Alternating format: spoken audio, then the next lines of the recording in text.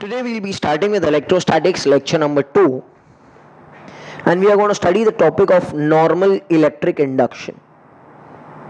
Last time we had done the topics of electric intensity and electric flux. Today I'll continue with normal electric induction. What is normal electric induction? Normal electric induction is defined as number of tubes of induction emerging normally through unit area. Okay, so how many tubes of induction emerging how? Normally through unit area. Numerically they have calculated that total number of tubes of induction emerging from a unit positive charge is 1. Means from unit positive charge, 1 charge plus 1 is 1. From 2 plus 2 charge will be 2 tubes of induction. Therefore, number of tubes of induction emerging from charge plus Q will be Q. Previously it was Q upon epsilon naught K. But that had a problem with epsilon naught and K because they depended on the medium. Now today he is introducing the concept, Faraday is introducing the concept of tubes of induction, where he is telling that number of tubes of induction emerging from charge Q is Q. So if we consider a charge Q, we see tubes of induction are coming out normally. How many tubes of induction will come out from Q? Q. 1, 2, 3, 4, dot, Q. And they move radially outwards with a radius of R. Suppose they cover a sphere which is unit area, and the area for the sphere will be 4 pi r square. So we can say number of tubes of induction emerging from charge Q will be Q. Normal electric induction was defined as number of tubes of induction emerging normally through unit area. Number of tubes of induction emerging normally through unit area. How many number of tubes of induction are there? Q. And how much is the unit area which is formed over here? That is 4 pi r square. So the formula for normal electric induction is Q upon 4 pi r square. We can write this also as normal electric induction will be Q upon 4 pi r square. Can I multiply and divide by epsilon naught K? So if I multiply and divide by epsilon naught K, I will get this answer. This will be 1 upon 4 pi epsilon naught K Q by R square is electric intensity, which we have studied in lecture number 1. This is lecture 1. So this will become E into epsilon naught K will be referred as normal electric induction, is denoted by the letter D bar. E is E bar into epsilon naught K. So we have understood that normal electric induction is defined as number of tubes of induction normally, okay, through unit area. Understood what's happening? Acha, this relation is the relation between normal electric induction and electric intensity. Electric intensity we have done in lecture number 1. This was done in lecture number 1. And this is done in lecture number 2. So we are referring a relation between lecture number 1 and lecture number 2. Similarly, Faraday also wanted that normal electric induction should be expressed in terms of electric intensity. So therefore, by making normal electric induction E into epsilon naught K, he is expressing a relation between both of them, is known as D bar, is known as E bar into epsilon naught K. And how did he do that? He multiplied and divided by epsilon naught K by both of them. To discuss a concept of solid angle denoted by the letter d omega. हम suppose एक plane angle बनाते हैं. ये जो है ये एक plane angle है. ये हम डिनोट करते हैं, याद है, थीटा से. ये होता है r. This is s. So we know that s will become equal to r theta. This angle is called as plane angle. Plane angle. And it is expressed in radians. It is expressed in radians. जैसे हमने एक circle लिया और ये जो angle centre में बना रहा है, that is the plane angle. तो हमने क्या बनाया था? Theta will become s by r. s कितना रहेगा बेटा? 2 पाई r. circumference by r, r and r will cancel, तो कितना मिला बेटा 2 pi radians. This is called as the plane angle, mean the angle subtended at the center of the circle is the plane angle and it is expressed in radians. वैसे ही what is a solid angle? If I take a cone, the angle subtended by this surface area, इसको नाम हम लोग देते हैं ds area. तो एक surface area को हमने सब पॉइंट से यहां पर ज्वाइन कर दिया, एक वर्टेक्स बना दिया ऐसे. This angle which is subtended at the bottom at the vertex is termed as solid angle. इसको डिनोट करते हैं बेटा डी ओमेगा से and it is expressed in steradians. ये वाला ओके. तो अगर एक सरफेस एरिया आपको दिया गया है या तो एक कोन आपको दिया गया है and they have asked you what is the base angle, 3 dimensional angle, that is a 3D angle, this is a 2D angle. The angle subtended by any surface area at the vertex is termed as solid angle. You getting it what's happening? I'll give you an example. Suppose एक sphere हमने लिया और यहां से हमने इतना surface काट के बाहर निकाल दिया. Means if you imagine like this, ये ऐसे बाहर निकाल दिया, you cut it and you remove it outside. This angle which is subtended for a sphere, this is a sphere, eight the bottom is termed a solid angle which is D omega. You know this is a curved surface. ये जो चीज है वो एक curved surface है. अगर हम देखने जाएंगे तो this is a curved surface, ऐसे मतलब ये ऐसे है और ये कर्व्ड है. ये वाला जो चीज है that is the curved surface. If you see curved है. इस एंगल, इस सरफेस को I will denote as ds. So d omega का फॉर्मूला आएगा and this radius is r. D omega का फॉर्मूला रहेगा ds by r square. What is the formula for solid angle? D omega, which is ds by r square. That is the angle subtended by surface area at a given point, which is termed as solid angle. It is defined as the ratio of normal area to the square of the radius vector.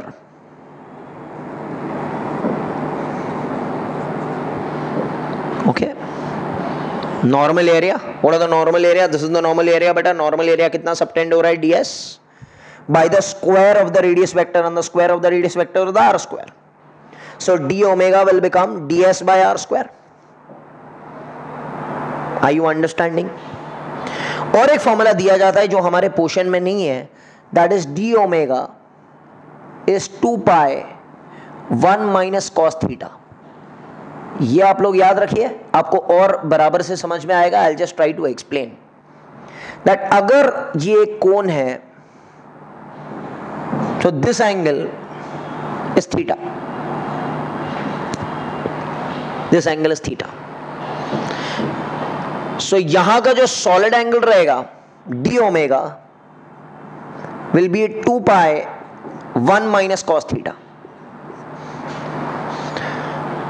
और अगर मैं ये कोन को आगे बढ़ाते जाऊंगा, ऐसे ऐसे खोलता जाऊंगा, this way you open this cone ऐसे, and if I close this whole surface,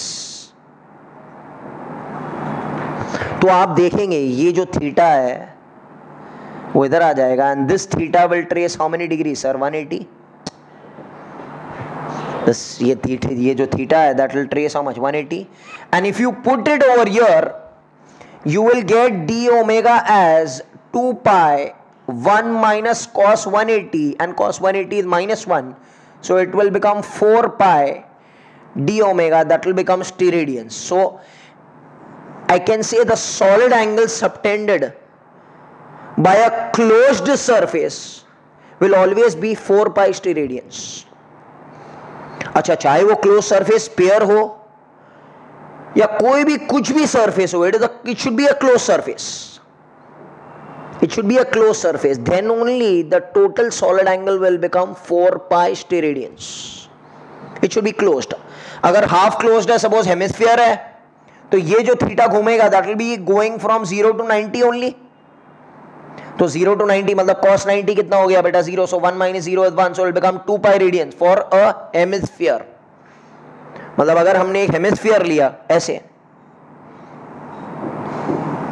so the total solid angle subtended over here d omega will become 2 pi st radians। But if I take a whole sphere, then the total angle subtended at the center by the whole surface will become 4 pi st radians। I think you all have understood this solid angle subtended by a surface area at a given point। I'll give you an idea of solid angle more now। Suppose एक solid angle यहां पर है, this is the surface area, मगर ये surface area जो है वो ऐसे टेढ़ा है, it is not like a sphere smooth। अगर हमने इधर से surface निकाला तो ऐसा रहेगा, you can see। But this is not normal area, this is some making some angle theta, ऐसे टेढ़ा है बेटा। Then what to do? What will be how to obtain the solid angle at this point?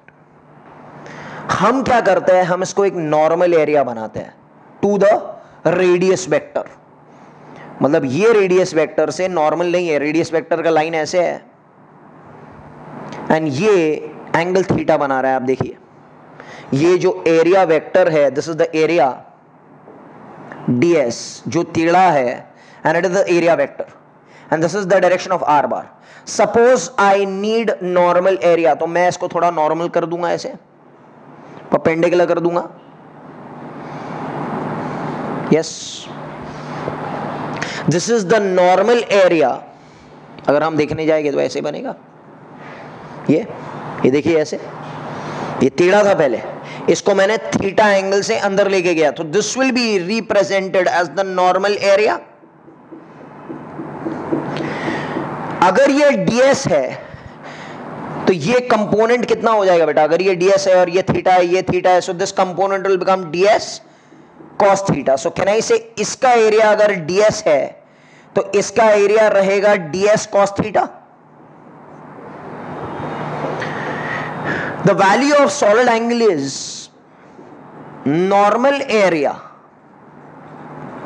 which subtends the angle, normal area which subtends the angle to the square of the radius vector, square of the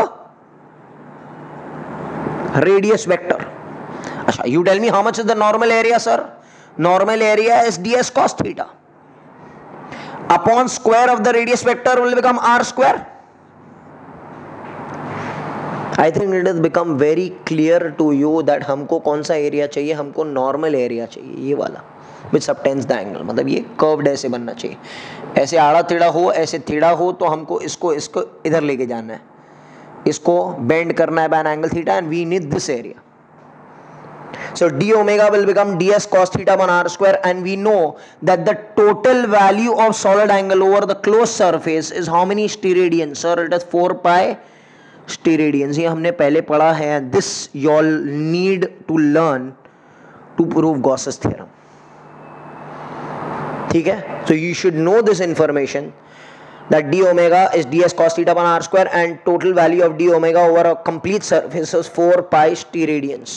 इसका 4 pi steradians। okay, with the proof of Gauss's theorem,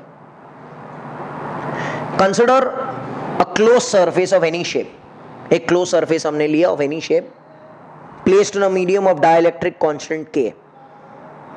okay, suppose air में रखा है तो k का value 1 है, if anything other than air the k का value will be greater than 1। okay, inside this closed surface imagine a balloon। inside the closed surface हमने एक charge रखा at point O, that is plus q, हमने एक charge रख दिया इधर। अच्छा, जब हम एक चार्ज रखते हैं तो उसमें से क्या निकलता है, उसमें से लाइंस ऑफ फोर्स निकलते हैं। लाइंस ऑफ फोर्स को हमने बदल के बना दिया tubes of force, tubes of force को हमने बदल के बना दिया tubes of induction. Means her point से यहां से फ्लक्स निकलेगा, ऐसे ऐसे सब जगह सर फ्लक्स निकलेगा। हमको फाइंड करना है how many tubes of induction are coming out from this charge plus Q when it is placed inside a closed surface of any shape. हमको क्या फाइंड करना है, इसमें से TNEI कितना निकल रहा है. What is TNEI? Defined as number of tubes of induction emerging normally through any given surface. Through any given surface. I want to find how many tubes of induction are coming out from this charge Q when it is placed inside. और ये theorem को हम लोग फिर से generalise करेंगे. फिर तो हमने क्या किया, there was a close surface of any shape. हमने एक छोटा सी सरफेस एरिया लिया ds. तो अगर ये ds ऐसे टेढ़ा है तो ds bar is the area vector which is normal to the surface. अच्छा, यहां पर हमने एक पॉइंट मार्क किया P और P को O से ज्वाइन किया, that is distance is R. Can I say OP is R? अच्छा, यहां से क्या निकलेगा बेटा, यहां से ट्यूब्स ऑफ फोर्स निकलेंगे, ट्यूब्स ऑफ इंडक्शन निकलेंगे, लाइंस ऑफ फोर्स निकलेगा. सो वैसे ही ये ट्यूब्स ऑफ फोर्स यहां से ऐसे निकलते हुए ऐसे radially outward, because lines of force emerge radially outwards. याद है ना स्प्लिट आइस में P, they always emerge perpendicular to the surface. तो यहां से they are coming out, charge Q से it will come radially outwards, ऐसे बाहर निकलेगा, एक लाइट की तरह ऐसे बाहर निकलेगा. तो इस पॉइंट से ऐसे बाहर निकलेगा. मगर हमको पता है कि ds तो ऐसे टेढ़ा है, ds ऐसे टेढ़ा है, तो क्या पूरा E बाहर निकलेगा ये सरफेस से? No sir, because the area vector and the exit का direction is this. So which component of E is going to come out? You know it, that E cos theta is going to come out from this surface. You understanding what's happening? तो E अगर इधर है और area vector अगर इधर है, तो which component of E is going to come out? That is E cos theta. That's the ds vector. And the angle subtended by this surface area ds at this given point, you know, is a d omega, which we have proved it in the previous section, is ds cos theta upon r square. जब surface टेढ़ा हो, when the surface is making some angle, because this is the normal angle, normal area, na? And if you see, if this is the normal area, then this, if it is ds and this is theta, so this will become ds cos theta, na? And what will be the solid angle? That will be normal area to the square of the radius vector. तो normal area यहाँ पर ds नहीं है, normal area यहाँ पर है ds cos theta upon r square. And we know one more thing, that the total value of solid angle over a closed surface is 4 pi steradians. ये हमको याद करना है. Now I'll start with the Gauss theorem. हमको find क्या करना है? हमको TNEI find करना है. इसमें से कितना निकला? That is number of tubes of induction emerging normally through any given surface. I'll start with the proof. Can you tell me how much is E bar which is coming out? The electric intensity at point P is how much? You know, electric intensity at point P is 1 upon 4 pi epsilon naught K Q by R square. देखो ना, match करो ना. 1 upon 4 pi epsilon naught is the constant, K is the dielectric constant in which it is placed, Q is the charge over here, and R is the distance at point P. तो सब match हो रहा है ना. और यहां से क्या निकल रहा है? Number of tubes of force निकल रहे हैं यहां से. एंड पर यूनिट एरिया से अगर हम निकालेंगे तो that is called as electric intensity, which is 1 upon 4 pi epsilon naught K Q by R square. तो हमने सिर्फ ये पर यूनिट एरिया ही फाइंड किया कि कितने ट्यूब्स ऑफ फोर्स या ट्यूब्स ऑफ इंडक्शन निकल रहे हैं. हमको TNEI तक जाना है. Are you understanding? Second step. This is the first step. अगर हम बात करते हैं second step, I can find total normal electric induction over area ds. मतलब ये ds से इतने सरफेस से कितने ट्यूब्स ऑफ इंडक्शन बाहर निकल रहे हैं. तो हमको पता है, हमने आपको डिस्क्राइब किया है प्रीवियस सेक्शन में, दैट TNEI का formula is epsilon not KE cos theta ds. as we have done in the previous section. Epsilon naught k e. Can I take this e over here and substitute this one? That is 1 upon 4 pi epsilon naught k q by r square cos theta ds. So epsilon naught k and epsilon naught k will cancel. So what is left now?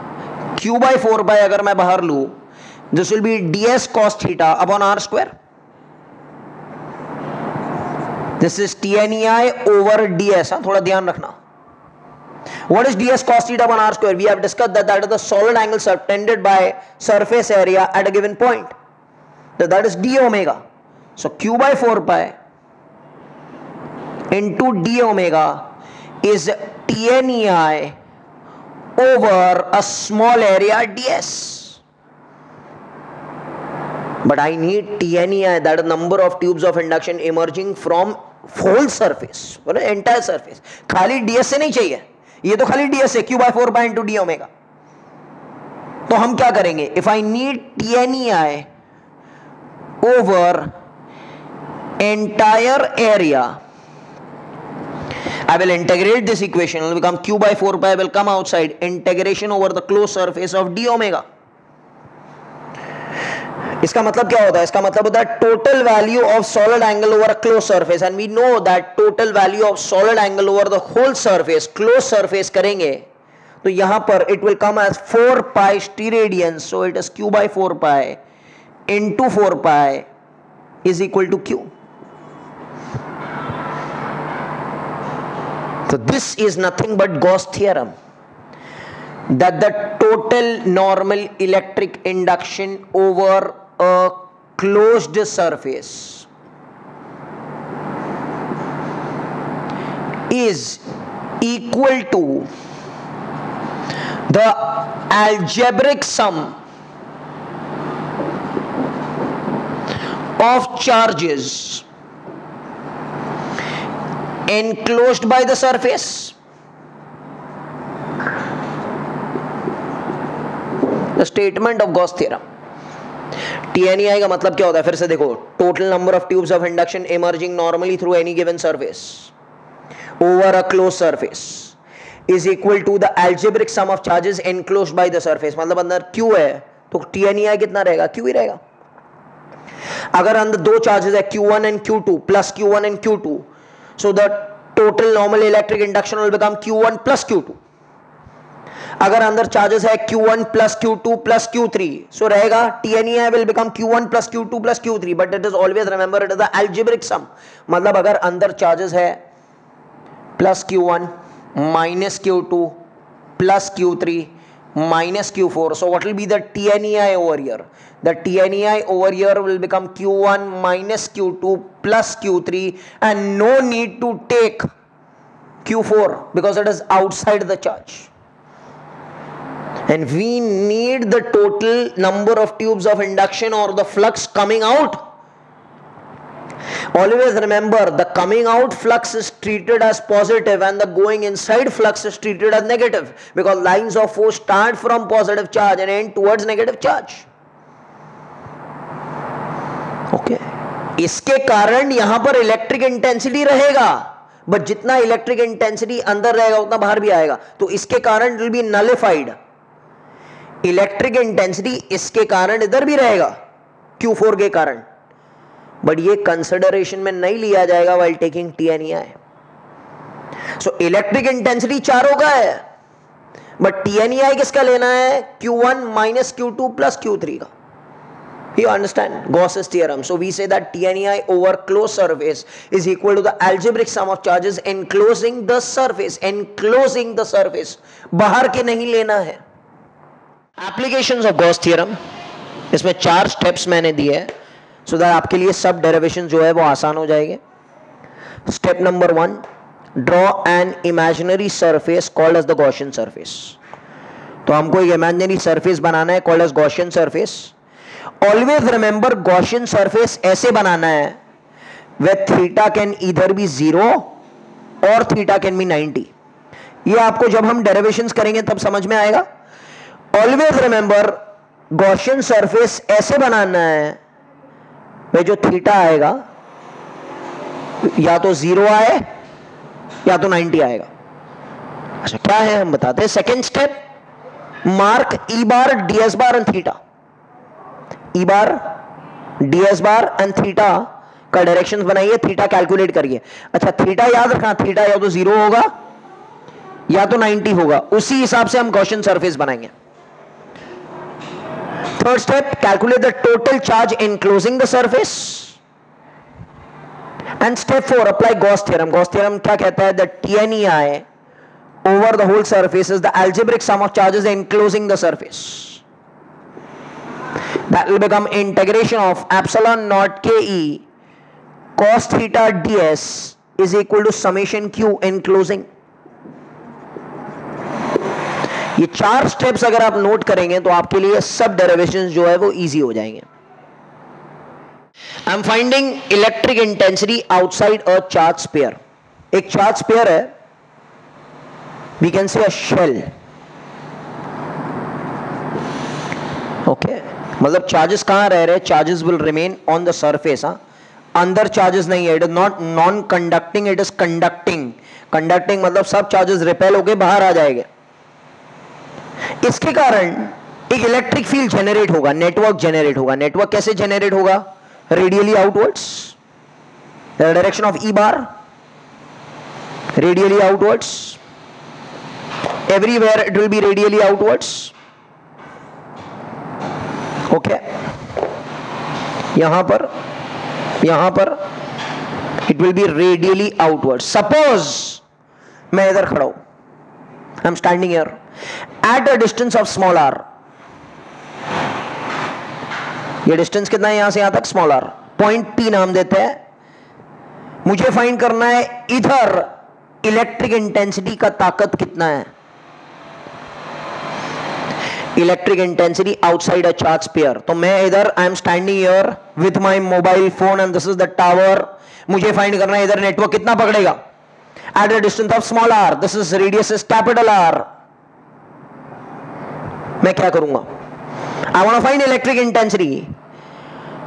तो हमको 4 steps लगाने पड़ेंगे। सबसे पहले I will make a Gaussian surface, imaginary surface called as the Gaussian surface.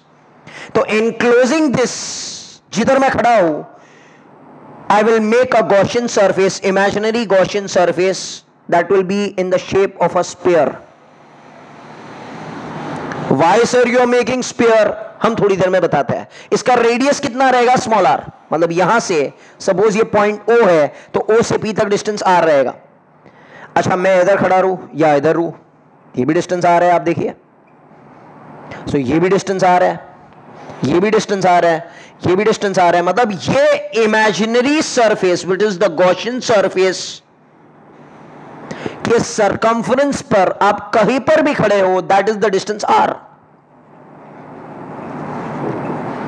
And this is the charged sphere.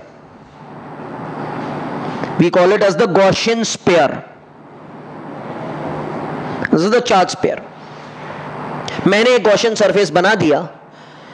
अच्छा मुझे first step हो गया मेरा। सेकंड स्टेप क्या कहता है? Mark E bar D S bar and calculate theta.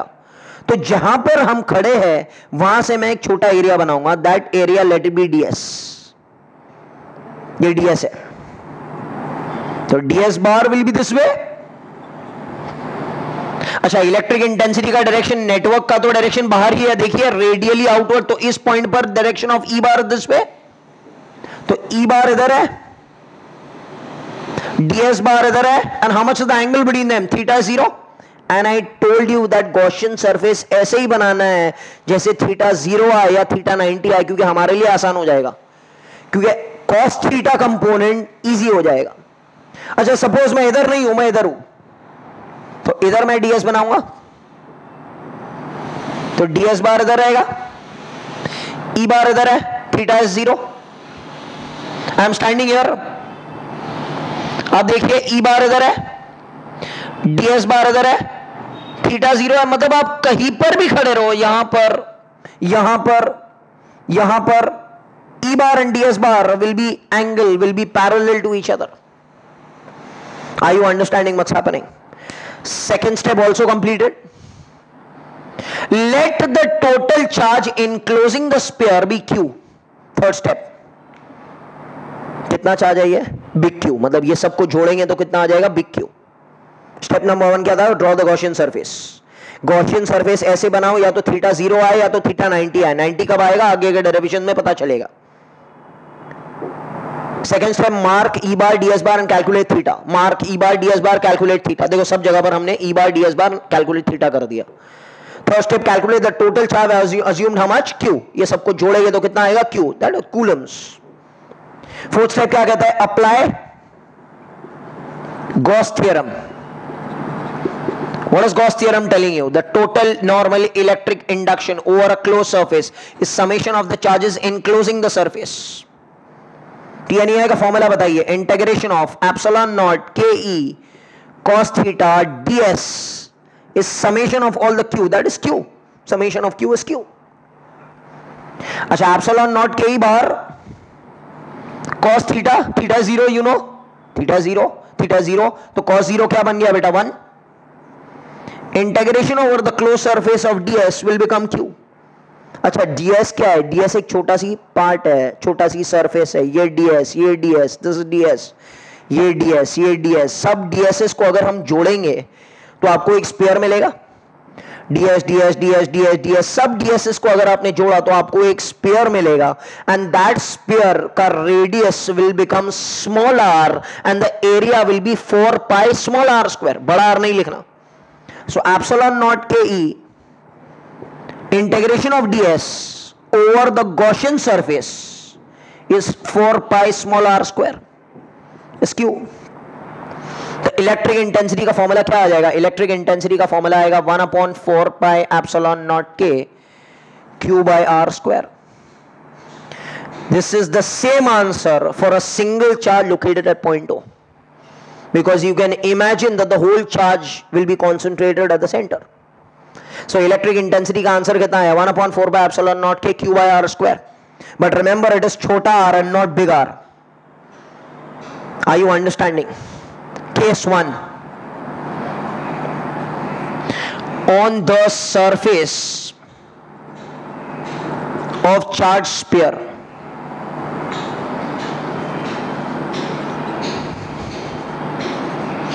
Suppose मैं चलते चलते पॉइंट पी से चलते चलते इधर आ जाऊं. ना, मैं चलते चलते इधर आ गया. What modification will I make? Can I say small r will be replaced by capital R. So small r will become equal to capital R and electric intensity क्या मिलेगा बेटा? 1/4 pi epsilon naught K Q by capital R square.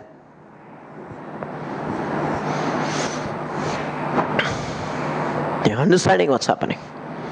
मतलब R का value जो है वो छोटा हो गया तो इलेक्ट्रिक इंटेंसिटी बढ़ गया, यहां पर कम था.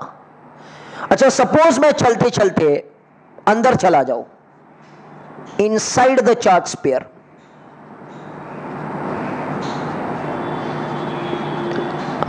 अच्छा, व्हाट टू डू? अगर अंदर हूं मैं, इधर हूं पॉइंट P पर, तो यू कैन सी अंदर कोई चार्ज ही नहीं है. Charge enclosed is 0. So electric intensity भी कितना रहेगा inside the charge sphere? 0. It will not have any value because Q inside, Q enclosed is 0. तो अगर हम गॉस थ्योरम लगाने जाएंगे तो यही 0 हो जाएगा, तो E बचेगा ही नहीं. Means there will be no network inside the charge sphere. Network यहां से शुरू होगा. तो अगर हम इसका ग्राफ बनाने जाएंगे तो ग्राफ क्या रहेगा? कैसे ग्राफ रहेगा? E versus R if I make. Then E तो 0 है, कहां तक? सरफेस तक. Small r equal to capital R, फिर E यहां पर मैक्सिमम हो गया, that is K Q by R square. फिर यहां पर will become inverse to R square. E will become inverse to R square. तो इस तरीके का ग्राफ बनेगा हमारे को चार्ज स्फीयर के लिए.